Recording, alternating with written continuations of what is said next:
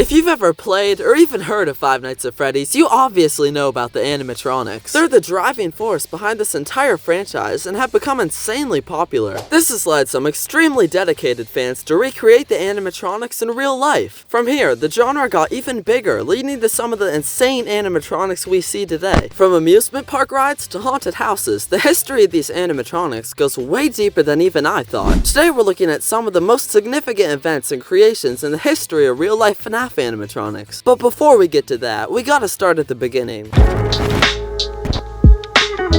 In 1997, Atari co-founder opened the first Chuck E. Cheese in San Jose, California. It was revolutionary at the time, not only for its mixture of dining and games, but also the animatronic shows. The original band was interesting to look at, but it slowly evolved into what it is today. Of course, these aren't FNAF animatronics, but without them, FNAF wouldn't even exist. Now we go to 2015, when a YouTuber by the name of Dr. Creepypasta uploaded a video titled The Real Freddy Fazbear. This video showcased a fully functional recreation of Freddy from FNAF 1. This was the first time anything like this had been done, so it shook the community. The movements and skill were all really well done. I remember these videos scaring the soul out of me when I was little. As time went on, he recreated more of the characters with varying success. In 2017, he uploaded his final video, then went silent. Then in 2023, the whole gang went up for sale on Facebook Marketplace for $50,000. They look decent for their age and quality. Well, at least most of them. After being listed for a few months, they were taken off sale, so who knows what happened to them. In September 2016, an official FNAF haunted house opened in Las Vegas. This attraction took you on a tour of the first game's location. You followed around a night guard as the Faz Gang tried to eliminate you. This attraction had so many things that deserves its own video, but importantly, inside you can find Freddy, Bonnie, Chica, and Foxy, and some pink fella who kinda resembles Bonnet. While these characters weren't animatronics, this attraction did inspire a company to make some. Sally Corporation, who makes the animatronics for major theme parks like Six Flags, revealed this prototype FNAF ride. They only made one physical animatronic for this demo, being Foxy. He was very simple, and the only thing that really moved was the curtain, but this was still very promising. The thought of having official FNAF animatronics excited the entire community at the time. Unfortunately, this was 7 years ago, and we haven't heard about it since. Not all the early animatronics were fancy and one of a kind. In 2017, Party City released a stylized Freddy Fazbear animatronic. Standing at a staggering 3 feet tall, this dude would shatter his mouth and rotate his head. His eyes also lit up orange. When activated, he would play the FNAF 1 jumpscare noise with some copyright-free scary music.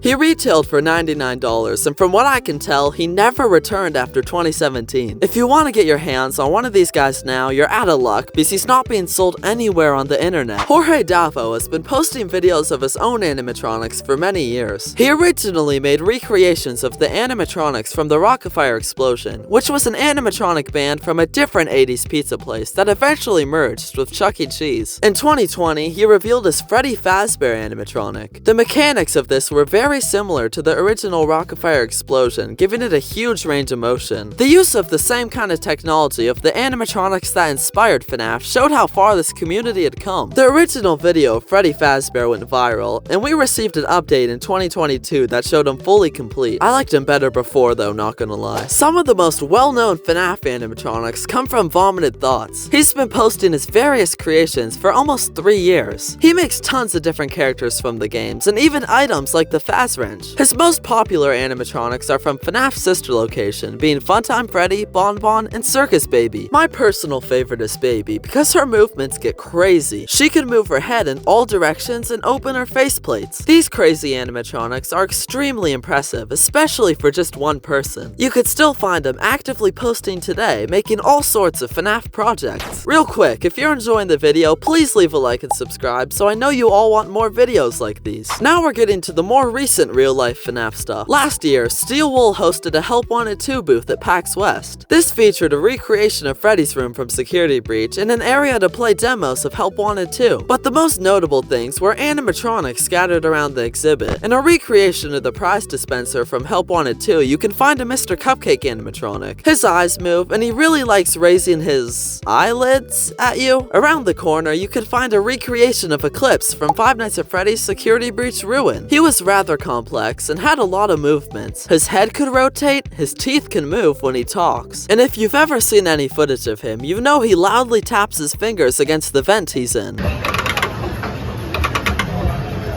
It says voice lines from the game and occasionally makes a jump scare noise. To his left, Circus Baby's decapitated head is sitting on a desk. For most of the convention, it wasn't working, but it actually was an animatronic. In some behind the scenes footage, you can see her eyes looking around and her eyelids closing. These are the first high quality animatronics officially made for FNAF that were publicly viewable. They were made by one of the most famous FNAF cosplayers, Regular Sauce, who now works for Steelwool. You could tell these fellas had a big budget because they're all made from extremely high quality looking material. Now we get to the most famous and well-known FNAF animatronics. The FNAF movie needs no introduction, so I won't focus on this one too much. Although the animatronics seen in the movie were often people in costumes, there were animatronic versions of every character. They were remotely puppeteered by multiple people per animatronic. Foxy was always an animatronic in the movie, for obvious reasons though. These animatronics were carefully constructed by the Jim Henson Creature Shop. In the scenes where they are used, they look absolutely awesome. At the time of this video, we don't know much about the second FNAF movie. All we really know is that it's based off FNAF 2, and Jim Henson's Creature Shop is already working on Mangle and the other toy animatronics. We can assume that there will be many real animatronics involved with this movie as well. So yeah, that was the history of all the notable real-life FNAF animatronics. We've come a really long way from where we've started. Now I just need to get my hands on a Party City Freddy. Again, if you liked the video, please like and subscribe because it helps a ton. Anyway, thanks for watching.